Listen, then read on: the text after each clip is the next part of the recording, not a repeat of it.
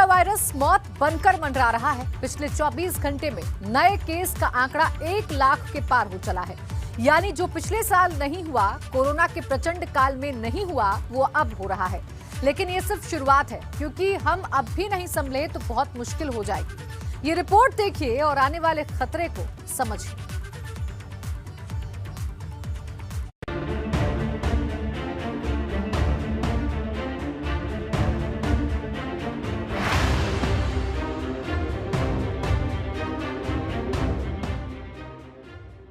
खतरनाक हुआ मौत का वायरस।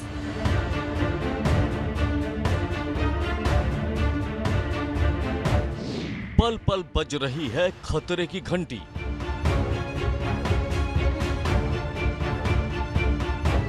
चौबीस घंटे में 1 लाख शिकार।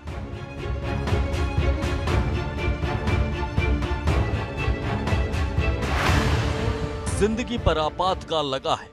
कोरोना का वायरस मौत बनकर मंडरा रहा है। कोरोना की दूसरी लहर ने सारे रिकॉर्ड तोड़ दिए हैं। जो अब तक नहीं हुआ, वो पिछले 24 घंटे में हो गया है। क्योंकि भारत में कोरोना की दस्तक के बाद पहली बार एक दिन में मिले कोरोना संक्रमितों की संख्या 1 लाख के पार पहुंच गई। बीते 24 घंटे में 1,03,558 नए कोरोना मरीज मिले हैं और 476 लोगों की मौत हो गई है। इसके पहले 17 सितंबर 2020 को देश में सबसे ज्यादा 97,894 कोरोना के नए मरीज मिले थे। लेकिन बेकाबू हुए कोरोना वायरस और लोगों की लापरवाही ने जिंदगी पर ब्रेक लगा दिया है।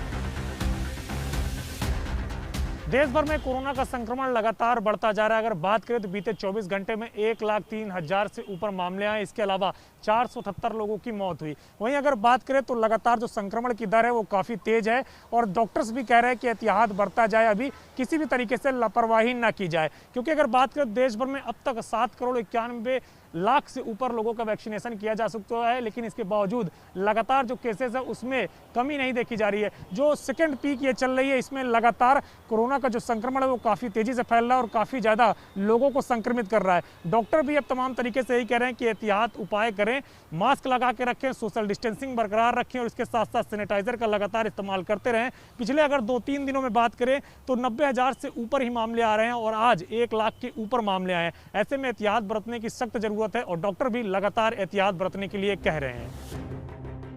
कोरोना के हर दिन बढ़ते आंकड़ों ने सरकार की टेंशन बढ़ा दी।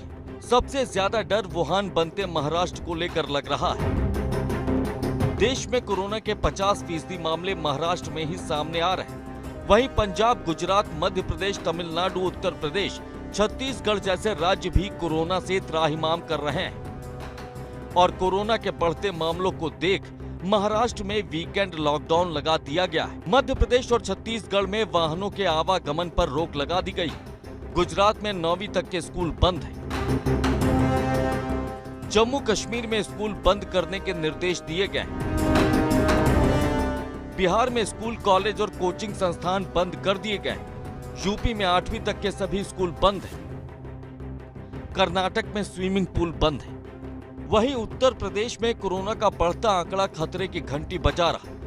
पिछले 24 घंटे में 4,164 नए मरीज मिले हैं। इनमें सबसे ज्यादा 1,129 लखनऊ के हैं, जबकि 31 लोगों की मौत हो गई है। और अब कोरोना के खतरे को देखते हुए सीएम योगी ने नई गाइडलाइंस जारी कर दी। एक मामला सामने आने पर आसपास के 20 घर सील होंगे। कोरोना के 2 मामलों पर 60 घर सील होंगे। कंटोनमेंट जोन में लोगों का आवागमन बंद होगा। लोगों को 14 दिन तक घरों में रहना पड़ेगा। कंटेनमेंट जोन में सर्विलांस टीम सर्वे और जांच करेगी। मतलब कोरोना को लेकर गाइडलाइंस के साथ यूपी सरकार ने एक कवच तैयार किया है, लेकिन लोगों की लापरवाही जारी है। सार्वजनिक स्थानों पर लोग मास्क लगाने से परहेज कर रहे हैं। बाजारों में सोशल डिस्टेंसिंग की धज्जियां उड़ रही हैं। लोगों की ये लापरवाही एक बड़े खतरे को दावत दे रही है, क्योंकि एक दिन में 1 लाख का आंकड़ा तो सिर्फ एक शुरुआत है। अगर वक्त रहते नहीं संभले तो गिनती कम पड़ जाएगी। Bureau report, ABP Ganga.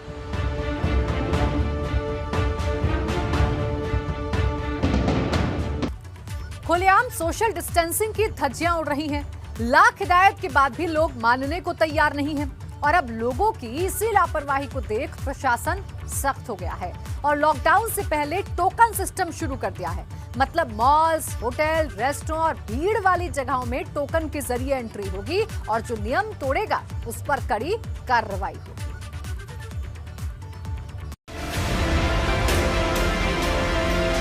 Corona के बढ़ते मामले और लोगों की लापरवाही को देखने के बाद प्रशासन पूरी तरह से सख्त हो गया है। जब लाख हिदायत के बाद भी लोग नहीं मान रहे हैं, तो लोगों को समझाने और सख्ती से सोशल डिस्टेंसिंग का पालन कराने के लिए प्रशासन टोकन सिस्टम लागू करने जा रहा है। दिल्ली से सटे गाजियाबाद में प्रशासन ने आदेश जारी किया है कि सभी मॉल्स, होटल्स, रेस्टोरेंट और भारी भीड़ वाली जगहों पर टोकन के जरिए एंट्री दी जाएगी। मतलब एंट्री देते वक्त एक टोकन दिया जाएगा। तय समय तक वो टोकन मान्य रहेगा। अगर किसी ने नियमों का उल्लंघन किया तो उस पर 500 रुपए का जुर्माना लगेगा। देश में एक बार फिर कोरोना के मामले तेजी से बढ़ने शुरू हो गए हैं। हम रियलिटी चेक करने निकले हैं। हम इस समय राजनगर आरडीसी की एक सड़क पर है। हम यहाँ देख रहे हैं कि अगर मास्क की तस्वीरें देखें तो देखिए मास्क, एक सज्जन बैठे हैं लेकिन इन पर मास्क है लेकिन लगाया सही नहीं हुआ। लगातार अगर मास्क की बात करें तो लोग आजकल बेपरवाह होते नजर आ रहे हैं। इन्हें ये नहीं पता कितनी खतरनाक बीमारी है, कैसी बीमारी है। एक सज्जन हमारे साथ हैं। ये बताइए कि आपके चेहरे पर मास्क नहीं है। एक्चुअली सॉरी सर, जल्दी में मास्क नहीं पहन पाए थे। लेकिन आपको पता ही कितनी खतरनाक बीमारी है। हाँ सर, बीमारी तो काफ़ी खतरनाक है। एकदम से जल्दी से निकले थे घर से और पहन नहीं पाए थे। पहन नहीं पाए। नेक्स्ट टाइम से ध्यान रखेंगे, नेक्स्ट टाइम से ध्यान रखेंगे। ध्यान रखेंगे ना आप। हाँ जी, हाँ जी। लीजिए मास्क हम आपको देते हैं और आप मास्क पहनिए। मास्क लगाइए आप। Thank you sir. लगाइए मास्क पहले। देखें तो लोग आजकल इतने लापरवाह हो गए हैं कि मास्क नहीं है। प्रशासन ने व्यापारिक प्रतिष्ठान, सिनेमा घर, मॉल्स, होटल, रेस्टोरेंट और भीड़ भाड़ वाले स्थानों को टारगेट किया है। इन जगहों पर जितनी क्षमता है उतने ही लोगों को प्रवेश की अनुमति होगी। वहीं बाकी लोगों को बाहर इंतजार करना होगा। जो लोग बाहर इंतजार में होंगे उन्हें सोशल डिस्टेंसिंग का पालन करना होगा। व्यापारिक प्रतिष्ठानों को डिस्प्ले बोर्ड लगाना होगा ताकि उस पर पूरी जानकारी दी जा सके। ये होटल प्रतिष्ठान या उस वक्त के प्रशासन की जिम्मेवारी होगी कि वो सोशल डिस्टेंसिंग का पालन करवाए। अगर इस आदेश का पालन नहीं कराया गया तो उस प्रतिष्ठान या मालिक के खिलाफ सख्त कार्रवाई की जाएगी। आपको बता दें कि गाजियाबाद में पहले से ही धारा 144 लागू है और अब टोकन सिस्टम शुरू कर नियमों को और कड़ा कर दिया गया है। सभी दुकानदारों को मास्क और ग्लव्स का इस्तेमाल करना होगा। 2 पहिया वाहन चालकों को मास्क और हेलमेट लगाना जरूरी होगा। 65 साल से ज्यादा, 10 साल से कम और गर्भवती महिलाओं को घर पर ही रहने की हिदायत दी गई है। ब्यूटी पार्लर और सैलून में फेस शील्ड के साथ काम करने की इजाजत होगी। धार्मिक स्थलों पर कोरोना प्रोटोकॉल का पालन करना होगा। वहीं गाजियाबाद के बाद वाराणसी में भी टोकन सिस्टम की दस्तक सुनाई दे रही, क्योंकि कोरोना को देखते हुए बाजारों को खोलने का एक टाइम तय कर दिया गया है। काशी में सुबह 9 बजे से रात 9 बजे तक ही बाजार खुल रहे हैं। गंगा के घाट पर पहले से ही धारा 144 लागू है। सच में ये मुश्किल वक्त है। हालांकि वैक्सीन से थोड़ी आस जरूर जगी है। सोमवार को खुद सीएम योगी ने भी वैक्सीन लगवाई है। लेकिन जब तक सभी को वैक्सीन नहीं लग जाती है तब तक 60% आबादी पर कोरोना का खतरा बना हुआ है। वहीं दिल्ली में 24 घंटे वैक्सीन लगाने का ऐलान किया गया है। लेकिन वैक्सीन के साथ साथ लोगों को सतर्क भी रहना होगा। सरकार के नियमों का पालन कर कोरोना को हराना होगा, क्योंकि इस बार कोरोना बहुत खतरनाक होकर वापस लौटा है। गाजियाबाद से शक्ति सिंह और वाराणसी से नीतीश पांडे के साथ ब्यूरो रिपोर्ट एबीपी गंगा। बात बाहुबली मुख्तार अंसारी की, जिसको यूपी लाने का पूरा रोड मैप तैयार हो गया है। सीक्रेट मिशन तैयार हो चुका है। मतलब पंजाब की रोपड़ जेल में मुख्तार के राहत भरे दिन अब पूरे हो चुके हैं। अब उसके हर एक गुनाह का हिसाब होगा और उसी जगह होगा जहां उसने अपराध किया। लेकिन आज की रात मुख्तार पर भारी है, क्योंकि अब तक उसकी भूख गायब थी। अब उसे नींद भी नहीं आएगी।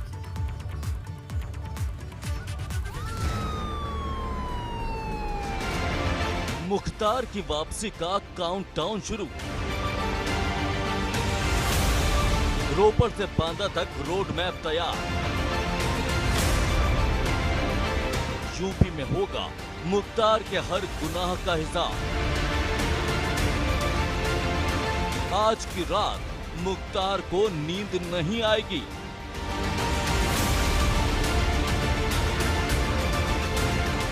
जब से सुप्रीम कोर्ट ने मुख्तार अंसारी को पंजाब को यूपी हैंडओवर करने का ऑर्डर दिया है, तब से मुख्तार की भूख गायब है और अब मुख्तार की नींद भी उड़ गई। टेंशन में बीपी हाई हो गया है क्योंकि मुख्तार को यूपी लाने का सीक्रेट मिशन तैयार हो गया है।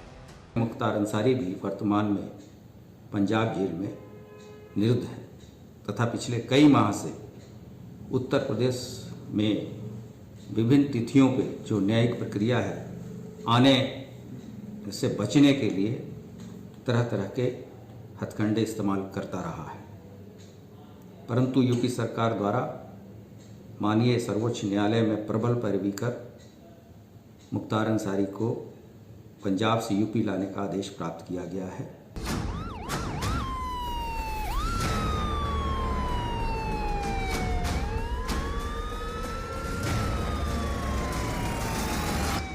रोपड़ जेल से बांदा तक का सफर 880 किलोमीटर से 890 किलोमीटर तक का है। इस पूरे रूट पर हर चीज का ध्यान रखा जा रहा है। बाहुबली मुख्तार अंसारी को पंजाब की रोपड़ जेल से बांदा लाने के लिए यहां से पुलिस टीम रवाना हो चुकी है और वो लगभग 15 घंटे के बाद ये टीम रोपड़ पहुंच जाएगी। इसके बाद मुख्तार अंसारी को कल देर रात तक बांदा जेल लाकर शिफ्ट करने की अटकलें लगाई जा रही हैं। मेरे पीछे आप देख रहे हैं बांदा का मंडल कारागार है और ये जो गेट दिखाई दे रहा है, आमतौर पर पहले ये गेट नहीं हुआ करता था, लेकिन मुख्तार अंसारी को यहाँ पर शिफ्ट करने के बाद जो फैसला आया है यहाँ शिफ्ट करने का, इसके बाद यहाँ की सुरक्षा व्यवस्था बढ़ा दी गई है। मुख्तार को यूपी की बांदा जेल वापस लाने का ये ऑपरेशन कितना खास है, ये बात इसी से समझी जा सकती है कि माफिया को पंजाब की जेल से लाने वाली स्पेशल टीम में रवानगी से ठीक पहले बदलाव किया गया। टीम तय समय पर निकलने वाली थी, लेकिन फेर बदल की वजह से इसमें देरी हो गई।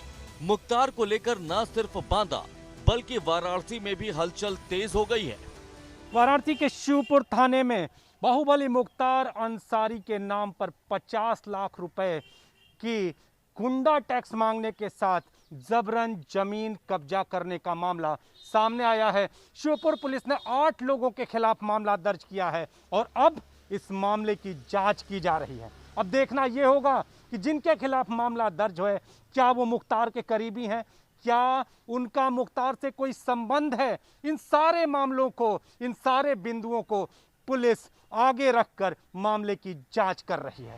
मतलब पंजाब की रोपड़ जेल में मुख्तार के राहत भरे दिन पूरे हो चुके हैं। अब उसके हर गुनाह का हिसाब उसी जगह होगा जहां उसने अपराध किया था। हालांकि मुख्तार अंसारी ने यूपी की जेल वापस आने से बचने के लिए तमाम हथकंडे